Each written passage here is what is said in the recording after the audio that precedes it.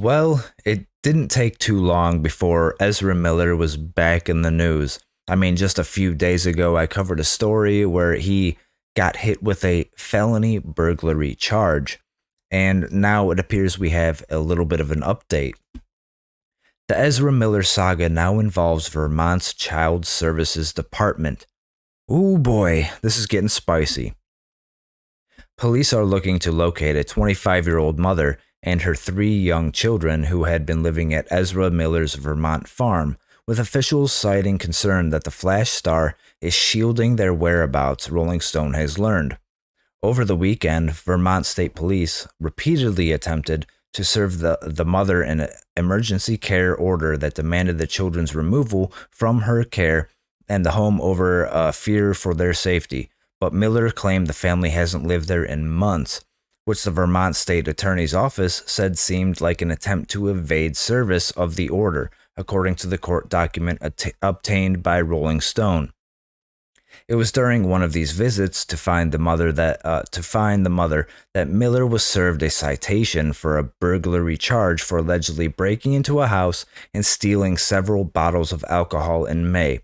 Okay, why is he breaking into a house to steal alcohol? He's a Hollywood celebrity. He has money. He's definitely fucking rich.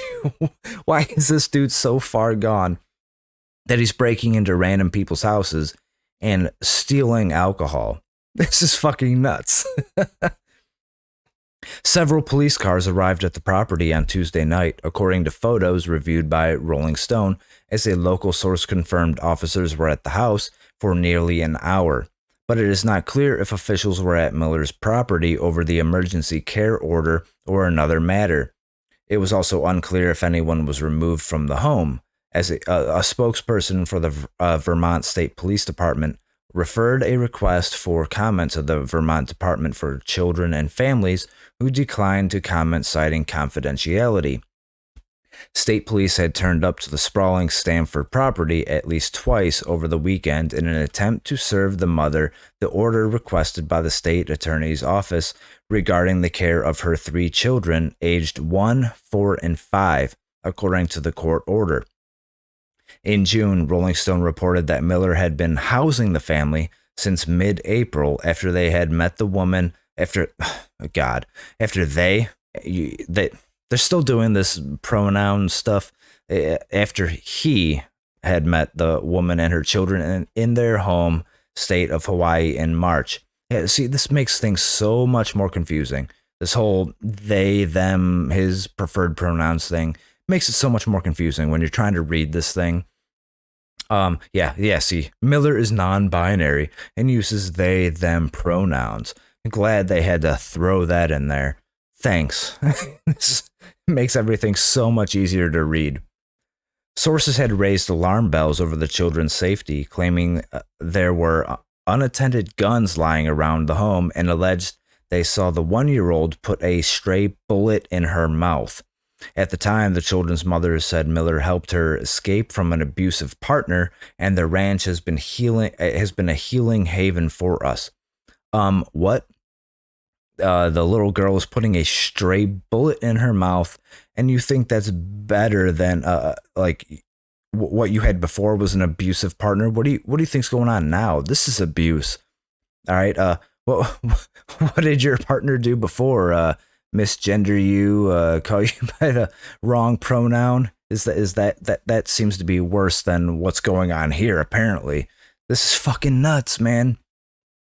But based on a DCF caseworker's affidavit, the state attorney's office had requested 2 emergency care orders over the past week that sought to transfer legal custody of the children over to the state. The court concludes that remaining in the home is contrary to the child's welfare because the child's safety cannot be reasonably assured if the child remains in the custody of the child's parent, guardian, or custodian, the order states.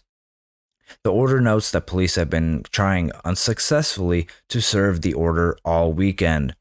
Miller, quote, Miller, the owner of the residence, advised the mother and the children had not been staying there for the past 2 months, the order reads. This contradicts information the DCF caseworker presented to the court in her affidavit, as mother was posting on social media in late July 2022, that the caseworker recognized as the inside of Miller's residence. The mother had been active almost daily on Instagram, posting quotes, selfies inside Miller's home, and snapshots of the property before going dark on social media around mid July, with her account seemingly deleted. A hearing is scheduled for the matter later this week. A rep for Miller did not immediately reply to Rolling Stone's request for comment.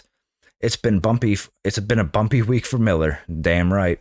Who was charged with felony burglary after allegedly breaking into a local resident's home and stealing several bottles of booze in May. Police said in a press release there was enough probable cause to charge Miller after reviewing surveillance videos and collecting statements. Police noted that Miller had only been served a citation for the charge on Sunday. The actor's arraignment is scheduled for September 26th. Concerns about Miller's ongoing behavior has seemed to reach its peak, with all eyes on Warner Bros. To see how the studio will handle the situation, considering Miller is the star of its upcoming DC Comics film, The Flash, scheduled for a 2023 premiere. The company is in cost-slashing mode after its merger with Discovery, which already saw a nearly finished Batgirl canned entirely. Yeah, and I've heard that the Flash movie is actually pretty good from certain people. Big Gator, I'll shout out to you in my comments. I've heard from other maybe some big YouTubers that it could be actually kind of good. But it's still crazy that they're going through with this, knowing how insane and how much of a problem Ezra Miller is. I mean, yeah, they got rid of Batgirl. They're still going through with Amber Heard, as far as I know. But I don't know. It's crazy. Maybe Ezra Miller eventually has to go. For now, it seems the studio is reluctant to make any major decisions regarding the film, as it has been testing well, and Miller was involved in additional planned photography over summer, according to The Hollywood Reporter.